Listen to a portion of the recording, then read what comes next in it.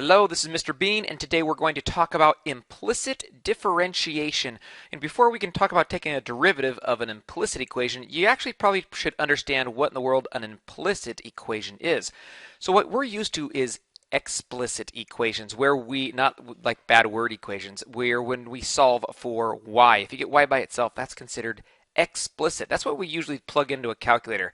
We have y1 equals and y2 equals. Those are all explicit equations. But you have other types of graphs and equations in which we don't have y isolated. This would be an example of a circle with a radius of 4, because x squared plus y squared, if you remember back from our conic section days, we will have to be able to take the derivative of an equation like this. It still helps us understand the same thing. If you take the derivative of this, that gives you the slope. If we choose any random point, like right there, and you take the slope of the tangent line, that's going to be negative slope. So if you could figure out the derivative, plug in the coordinate point, you get the slope on the graph at that exact point. So let me show you why being able to do it with implicit differentiation is so important. Let's try to do this explicitly, not the way we're going to do it in this lesson. So I'm going to fast forward this so you don't have to watch me do this whole thing. First, we get y by itself.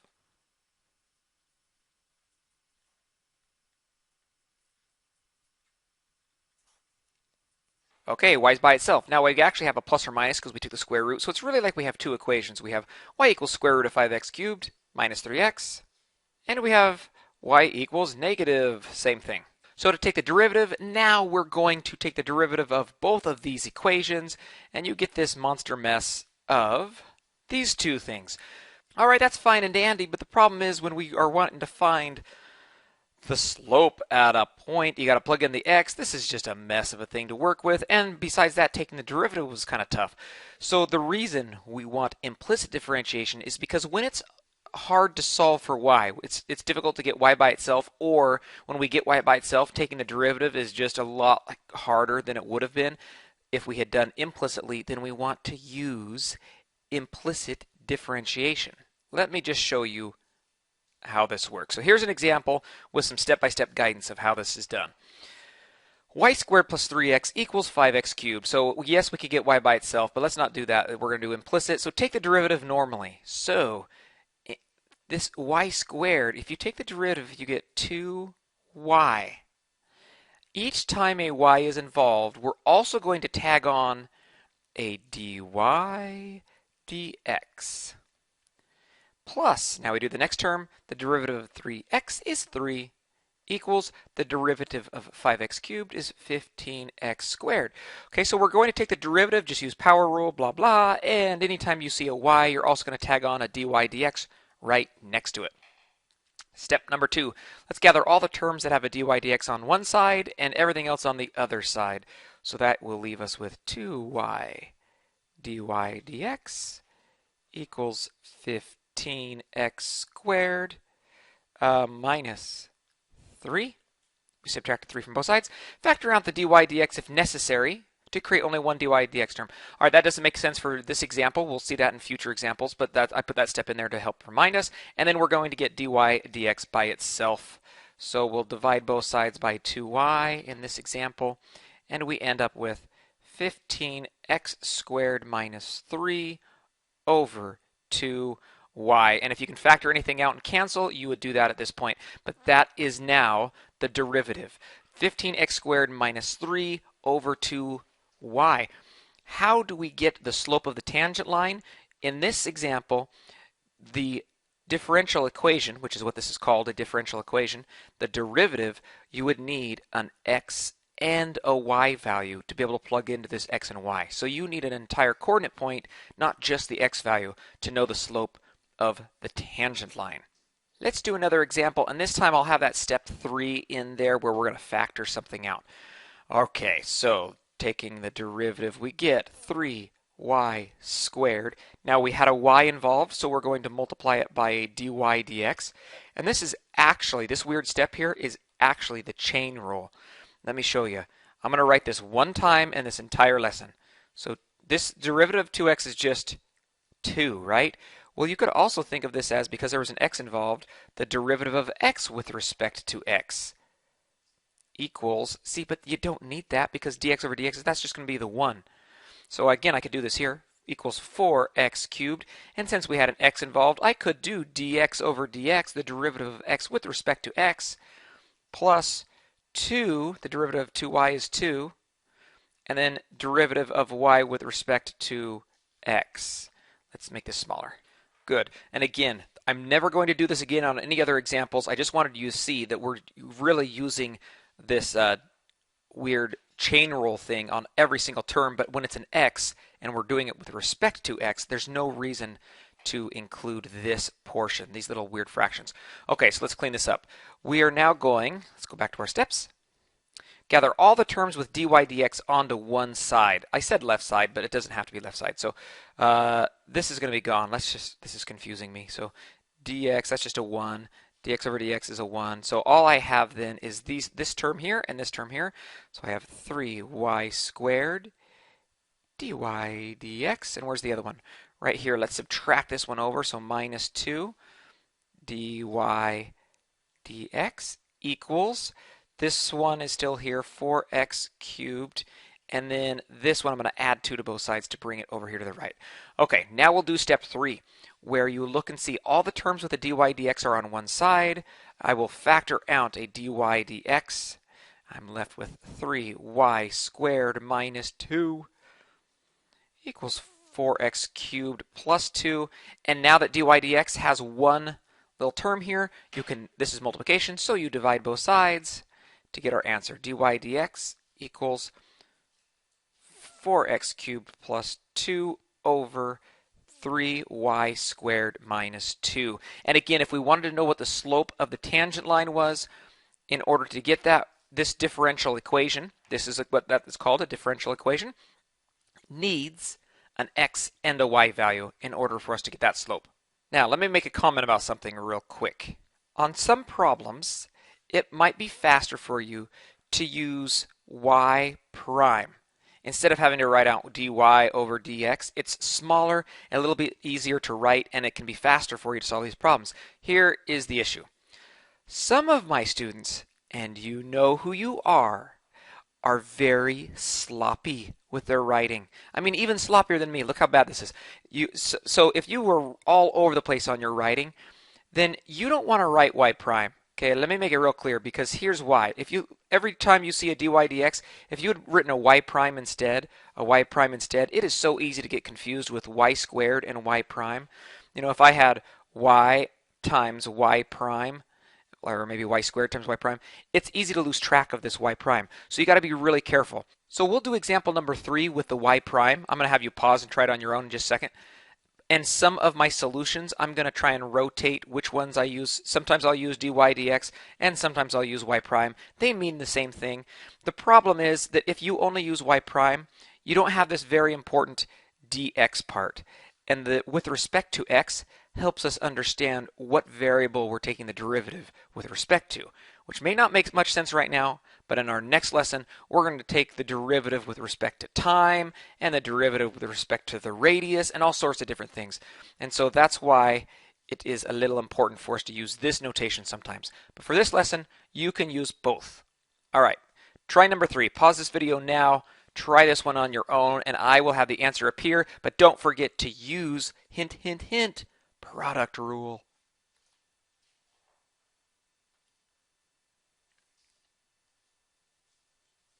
Okay, here's our answer. I put the negative here. I factored out of the numerator, so you're just going to have a 6x plus 4y squared all over 8xy minus 15y squared. I even made it a little easier for you by making the y prime in blue, a different color, so you could kind of visually keep track of it. That's where we would normally put a dy dx, just kind of depending if you want to use that. That is okay for this lesson. What else do I want to talk about this one? Oh yeah. Do not do this common mistake. Okay, this is like an Algebra 1 freshman mistake. Please don't do this. Y squareds cancel. Don't do that. Or 6 over 8 reduces. Don't do that. Okay, this is fraction. The entire numerator is together. You can only cancel like that if it's separated by multiplication and division. I just thought I should remind you real quick because I keep saying that mistake. Okay, now let's get an equation of a tangent line. Find the equation. So what are the things we need? For an equation of a tangent line, we need slope, we need an x value, and we need a y value. Those are the three things. And then we can just plug it into y minus y1 equals the slope times x minus x1. That's what we're looking for, these three things. So there's the x, so we've got that. X equals 1.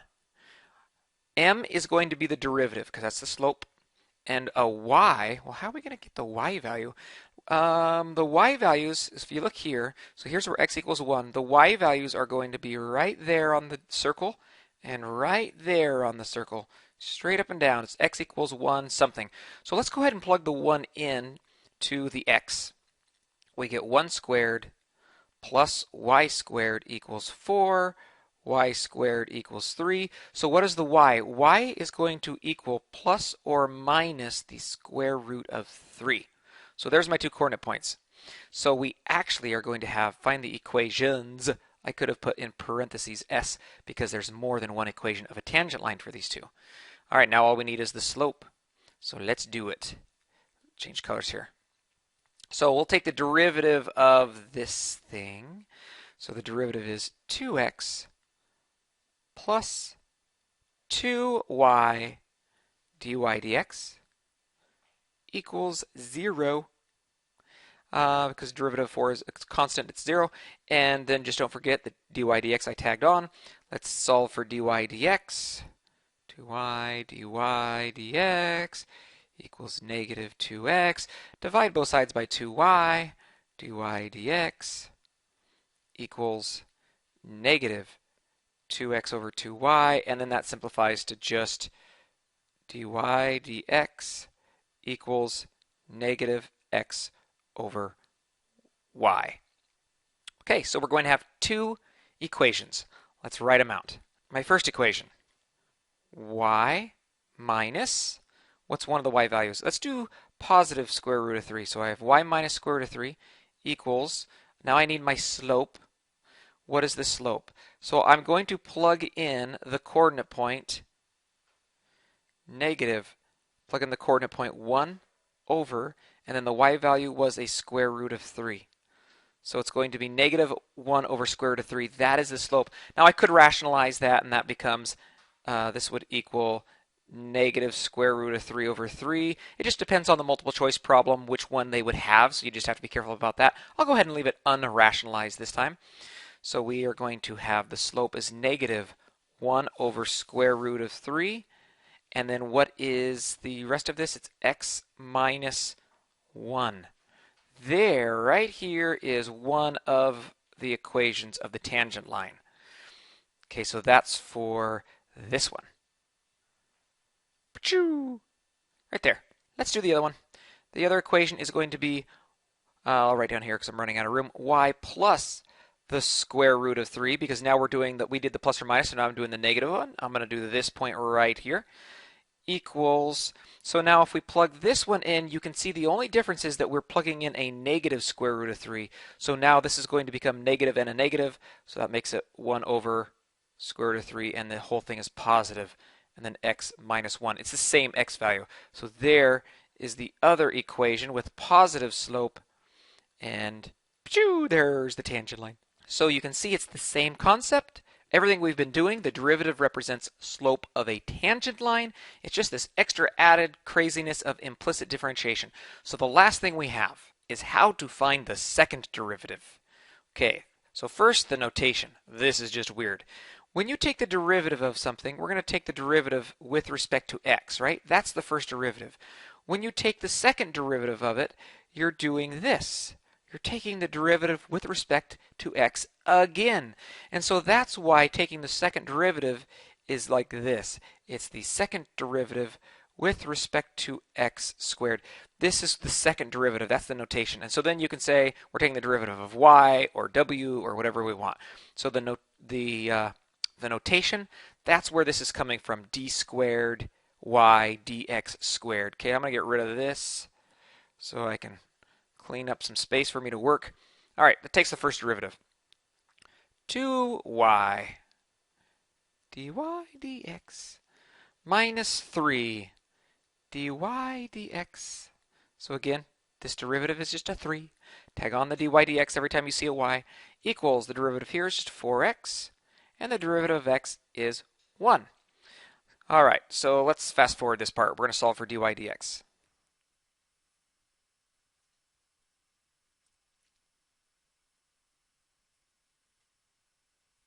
Okay, we have the answer then. It's 4x plus 1. Let's move this over. 4x plus 1 over 2y minus 3. That's the first derivative. Now we're going to take the second derivative. This is where it's a little weird. We're taking the second derivative of, so the next derivative of this thing. So now we have to use quotient rule. So we do the derivative of the first. So 4x plus 1, the derivative of that is just a 4. And leave the second one alone. So it's going to be times 2y minus 3 minus. Now we leave the first one alone, so I've got 4x plus 1, and I take the derivative of 2y minus 3. So the derivative of 2y minus 3 is 2 dy dx all over 2y minus 3 squared. Okay, so now what? This is where it's a little weird. dy dx, we're going to use substitution. We know what dy dx is because it is right here. dy dx is 4x plus 1 over 2y minus 3. We can plug that into this. So let's do it. So what's the next thing I'm going to have? I could, I guess, distribute the 4 if I wanted. Oh, you know what? I'm not going to. I'll show you why in just a minute. This happens a lot with these types of problems. So 2y minus 3.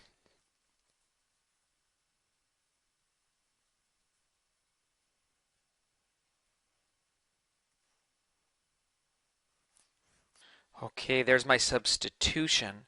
I'm going to take this to another slide here because I'm running out of room. I think you've got enough room on your notes to follow along with what I'm doing. So let's go here, paste that thing. Okay, so now it's a matter of what would the multiple choice problem have it simplified to, or if we were just plugging in an x and a y, you could.